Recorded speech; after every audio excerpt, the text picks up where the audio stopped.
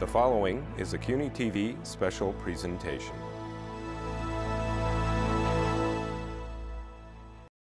We're honored that Randall Stephenson is here this morning. AT&T has been a great partner with ABNY and as recently as a few months ago helped us fund a very important report with the Center for Urban Future called New Tech City, which addressed the future of New York's technology sector. We, I believe, have the reports at the table, and you can get it online on our website. In the wake of Sandy, as I mentioned, AT&T has continued to be a strong partner with us in New York City, and while the hurricane exposed how vulnerable New York is to future storms, it showed us how important telecommunication infrastructure is, particularly during crises. AT&T's chairman and CEO, Randall Stephenson, has been a constant presence in our city over the last couple of weeks. Mayor Bloomberg praised AT&T for their generous donation of charging trucks and free Wi-Fi access to New Yorkers who needed their cell phones as communication but had no electricity to charge them. AT&T quickly joined with T-Mobile to enter into an agreement to provide access on networks to customers of both companies impacted in the area. Both of these actions exemplify AT&T's desire to help and willingness to work with others, even competitors, to improve lives of New Yorkers. Just 2 weeks ago, AT&T announced a $14 billion investment over the next 3 years to significantly expand and enhance its network and to create a 21st century communication infrastructure. AT&T also recently announced a $1 million donation to Governor Cuomo's New York State Empire Relief Fund that will go to rebuilding homes damaged by Hurricane Sandy. AT&T has been a tremendous corporate partner for ABNY and for New York City. Ladies and gentlemen, please welcome AT&T Chairman and CEO Randall Stephenson. We operate around the United States, and so we get a chance to visit with a lot of organizations, civic organizations like this. This one's unique, and it is unique around the United States because this is an organization that it makes a difference, and you step in and you take on issues and you move the needle, and it's a model for civic organizations around the United States, and you're to be commended, and we appreciate you inviting us to come this morning. New York City occupies a very special place for people in my industry. People think of New York, and generally what they think of is this global hub for investment and for commerce and for the media and arts. But over the last few years, I don't know if you realize it or not, but you have been the very epicenter of another global phenomenon, and that is, as you heard Bill discuss, the mobile internet. And this has happened at such a pace. The mobile internet has evolved so quickly that I think oftentimes we take for granted just what has transpired in such a short period of time. If you really think about it, the smartphone has been around basically for 5 years, just a little over 5 years. And in fact, you could say that the smartphone revolution was born in 2007, the same month I became CEO. No correlation, mind you. But the exact month I became CEO was the exact month we launched the first iPhone in the world. And in fact, we launched it right here in New York. And since that time, the shifts that have occurred have been nothing short of radical. And when you look around today, I don't know if it would surprise you or not to know that smartphone sales now outpace PC sales around the globe. And we are on pace in a very short period of time where tablet sales will be outpacing PC sales.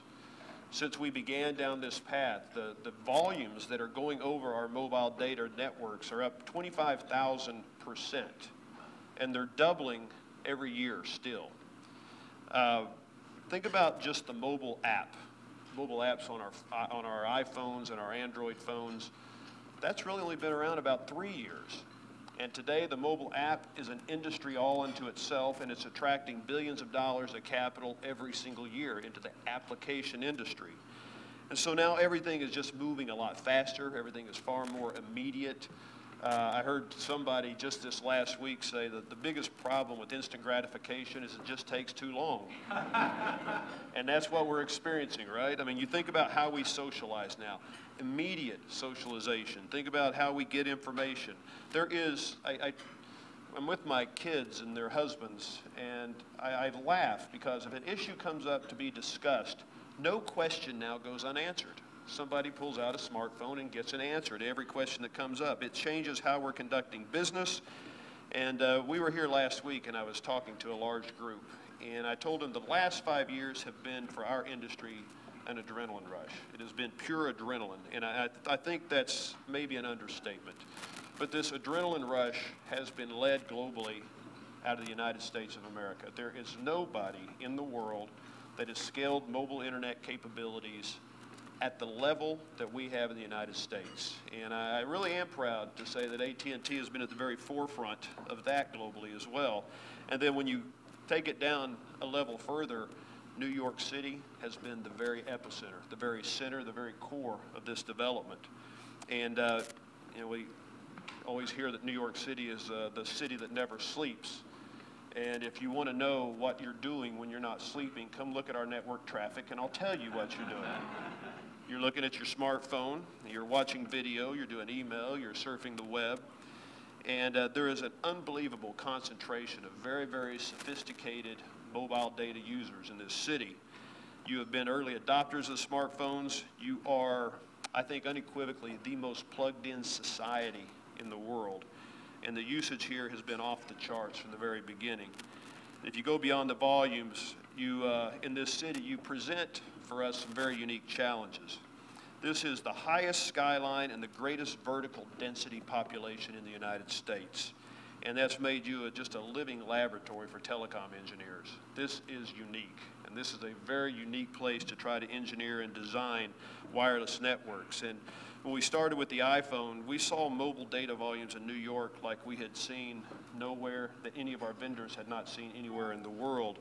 And along with it, we had our service challenges, but we just kept investing, we kept innovating, we kept learning, and I think today what we have done in New York, we have developed lessons that are now being applied around the world, whether it be in Hong Kong or whether it be in India. The lessons that we've learned in New York are being applied by everybody around the globe. And I like to remind people that over the last 5 years, AT&T has invested more capital back into the United States of America than any other public company, second to none. That includes significant investments right here in this city, adding cell sites, upgrading networks. We have now launched, you probably heard the term LTE. Probably nobody knows what that means, but it's just really, really fast mobile networks. And we've launched that in all 5 boroughs here in New York City. We've done some very innovative things. We've put 650 Wi-Fi hotspots around the city. We worked with Mayor Bloomberg, and we've taken 20 New York City parks and given free Wi-Fi access in 20 of your parks around the city. And we're now entering the next stage of the mobile internet revolution. And I tell our folks in the company that if you think the last 5 years have been exciting, I am absolutely convinced the next 5 years are going to go to a whole different place. These LTE, these really fast mobile networks, we're now combining this technology with cloud technology, and this is going to be exciting. And you're just beginning to get a glimpse of what this means. This is going to change the way you conduct commerce. It's going to change the way you do basic purchases, because the mobile phone will become your credit card. It will become your payment mechanism for everything you buy, for whether it's a pack of gum to, I could even conceive of purchases like an automobile. It's going to change how you consume video. You're soon going to be using your mobile phone. We're launching this service first quarter of next year, but it will be the control hub for how you control your home, whether it be your air conditioning, your heating, your hot tub, your lights, your garage door openers. It will be the basis for how you control your home. It's going to fundamentally, and I believe radically, change the experience that you have when you're in your automobile. We have an unbelievable amount of work going on right now where the smartphone technology, the mobile internet technology will be resident in every single automobile, and it's going to change the experience within the car. And I like to tell people, when you leave your home in the morning, there are 3 things now that you do not walk out without: your car keys, your wallet, and your smartphone. And we're on a pace to very quickly obsolete 2 of those 3. To advance in this world, we made a number of commitments, and Bill referenced this. Last week we held an Analyst Day here in New York, and we announced our plans to invest another $14 billion. This is $14 billion on top of our current levels. In fact, over the next 3 years, we're going to invest $66 billion to bring high-speed connectivity to millions more Americans. We're going to connect more people. We're going to connect more businesses. And in fact, I have a belief that what we're talking about here, mobile and fixed line broadband connectivity, this is the rail system. This is the superhighway system of the digital age. Without this, we in the United States don't compete, and I don't believe we lead. The plan is to take this capability, push it further and push it faster, all the way into rural America. We're going to be deploying these technologies to virtually the entire United States.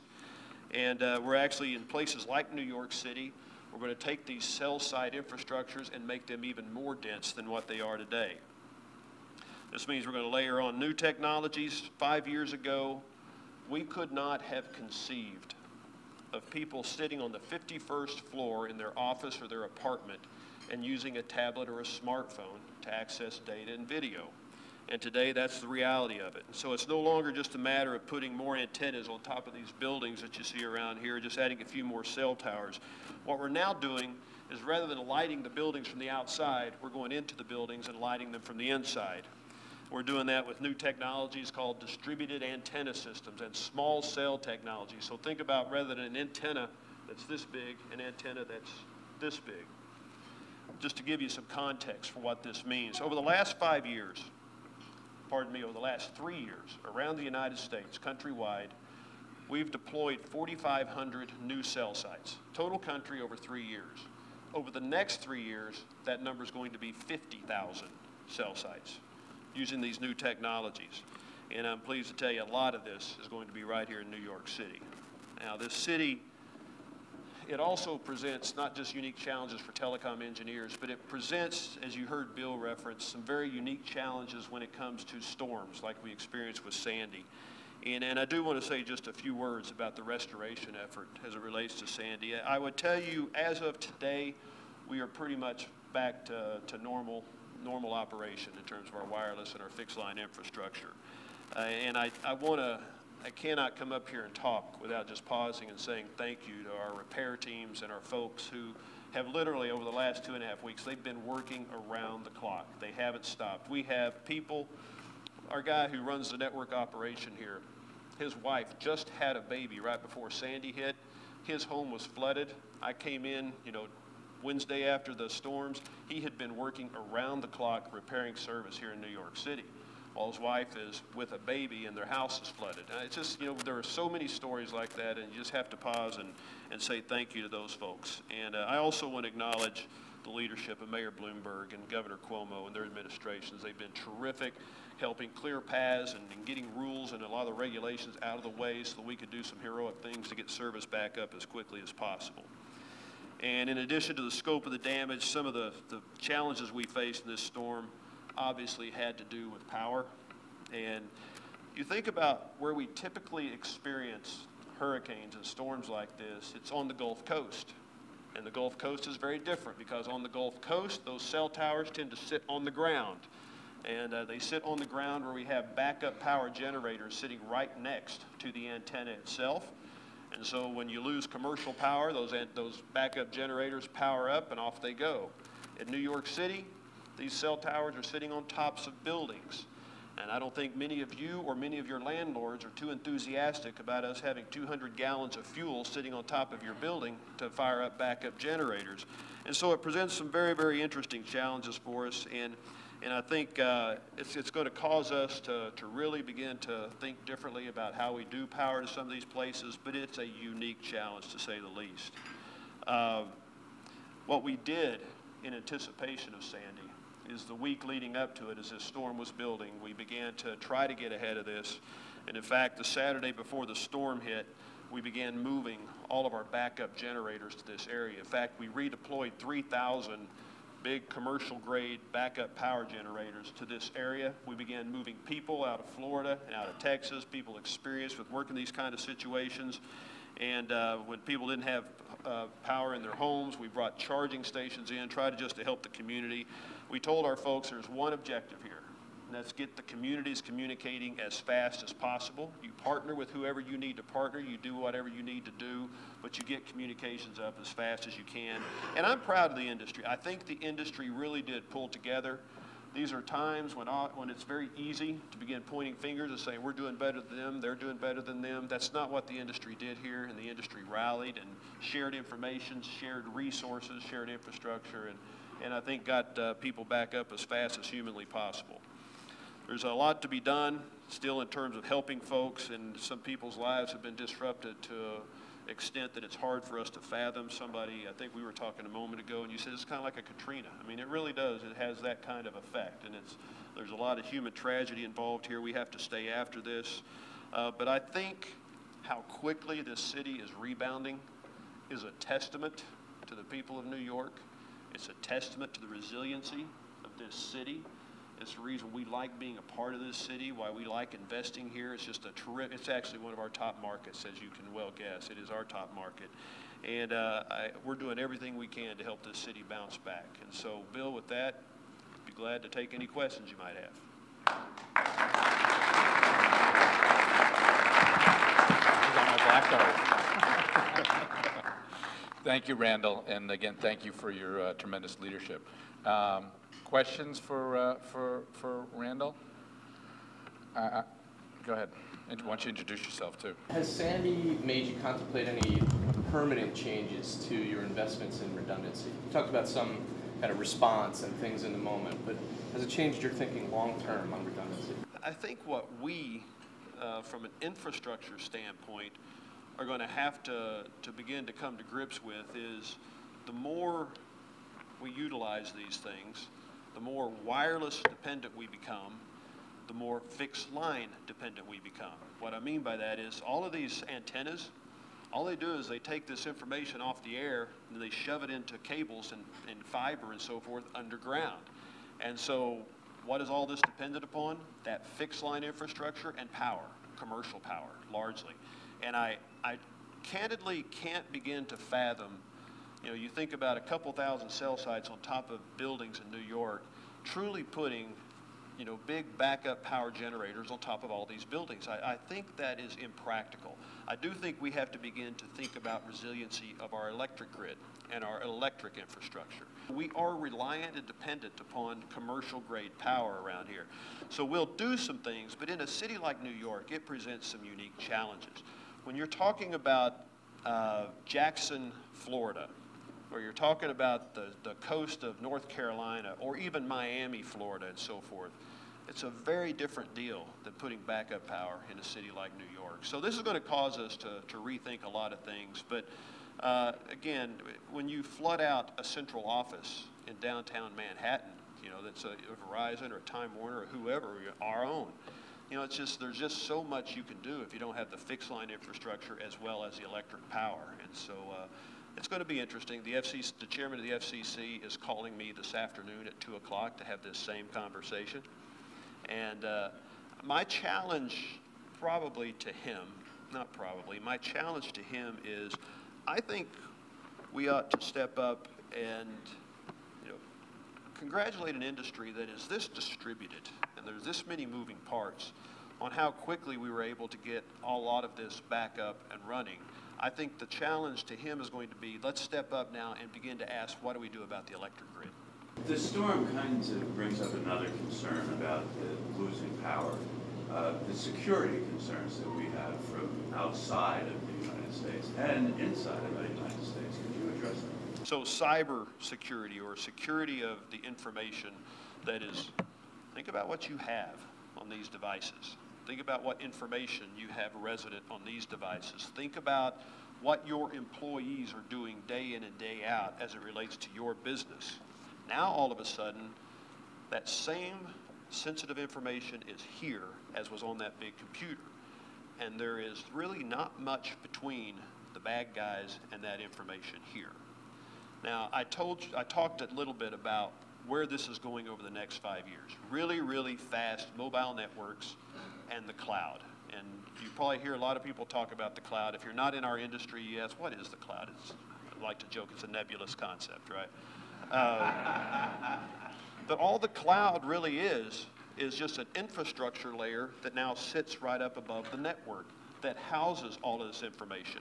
And why is that important? Because as a guy who runs a business where we have a lot of sensitive information, I don't want the information here. So cloud technology is going to be a really, really important variable to ensuring that you business people, the information you're letting your employees and you want your employees to access from mobile devices can be secured and protected, and you're not having to lay awake at night worrying about this. But it's going to be a big issue for all of us in America. John Gilbert, your example of the person on the 51st floor accessing the wireless network that was actually coming from within the building, I think screams out for a new relationship between carriers and real estate. Can you expand on that vision a little bit more and what that will become? What we have effectively been doing for the last 30 years is, from a wireless telecommunications standpoint, it would be the equivalent of an electric company saying, I'm going to light up this building by getting really big lights and shining lights through the windows. And that's how we try to provide telecom service from a wireless standpoint into these buildings. But you know, that's not how we do it for lighting and power. We bring the power inside and we light from the inside, not from the outside. Telecom will be the same way, and these distributed antenna systems are becoming really, really important, because all that means is we run fiber into your building. If you own real estate, we run fiber into your building, and basically we just run cellular antennas to the inside of the building. These new cellular technologies are becoming modularized, small antennas about like this instead of like this. Very low cost to get the technology inside the building. I think it's an opportunity for building owners to begin to think about how do we provide arrangements so that all carriers have access. I think, look, I would love to come and do an exclusive with all you real estate guys and say you just let AT&T in there. I don't think that's practical. And so I think you're going to have to begin to think about how you set this up so that you house and host wireless carriers inside your buildings. It's probably a revenue opportunity for you as well. I moved to Dallas. We moved our headquarters back in 2008, and I temporarily moved into a high-rise apartment complex. And I got in there, and they didn't have our TV service. And so I thought, well, this is crazy. This is a great place, high-income area. Let's get fiber run into this building. Let's put our TV service in there. And we did. We sold a lot of TV service. But as soon as we got the fiber in, I started complaining to our wireless guys about the wireless coverage. This is crazy. You know, every one of these people in here are carrying iPhones and smartphones. Let's get the service improved. What did we do? Went and worked with the landlord, put these antenna systems within the building, and all of a sudden, I'll never forget the first time after we put the antenna system up, I'm getting on the elevator to go downstairs and making a call, the door shutting, and this young woman is saying, you're not going to be able to make that call. And I said, you watch, right? And I made the call. She said, what company are you with? I said, well, AT&T. She said that I'm going to be also. We literally set her up and sold her AT&T. But that actually became a selling point for the landlord, that you have this TV service and you have this wireless connectivity inside these buildings. And so it became a very strong marketing opportunity for the landlord as well. So you're going to see business models evolve here that are really important for real estate people. Technology becomes more important in our educational systems. Can you talk a little bit about wiring up schools? This is an area I have a passion for. Some of you may not like what I say here. I've had a number of schools, universities, you know, they come to me and they want to pitch raising money for a capital campaign. And I've been very consistent with all of them, and that is I have no interest in investing in a dead bricks and mortar educational business model. I think that model's obsolete, and I think it is going away. I think the technology is going to accommodate addressing this education crisis we have better than anything else we can do, other than bringing competition into education. That would be huge. I think there's just too much inertia against that you're not going to see a rapid move of competition in the education system. So technology is going to be a huge driver of this. Technology into the schools is going to be critical. And why is that? I think there are too many unique sources of educational content that can move the needle, but it's concentrated, it's not being distributed and shared. Well, why do we do that? Technology is going to allow us to begin to distribute great teachers. I mean, math and science teachers are the hardest to get in our public school system. There are some great math and science teachers that have put their curriculum and their capabilities online. Combine that with the social aspect of these technologies. You know, think, just to help you get your head around it, think Facebook, where you're literally sharing, you know, information, and there's interaction among students, not just in the classroom, but around classrooms all over the country. That is going to revolutionize education. That's what's going to allow us to take our educational levels, I believe, up radically. I think this happens quick. There's a model out there, a gentleman at Google who was a Stanford grad and developed a course on robotics. You guys may have heard about this. It's a fascinating indication of where this goes.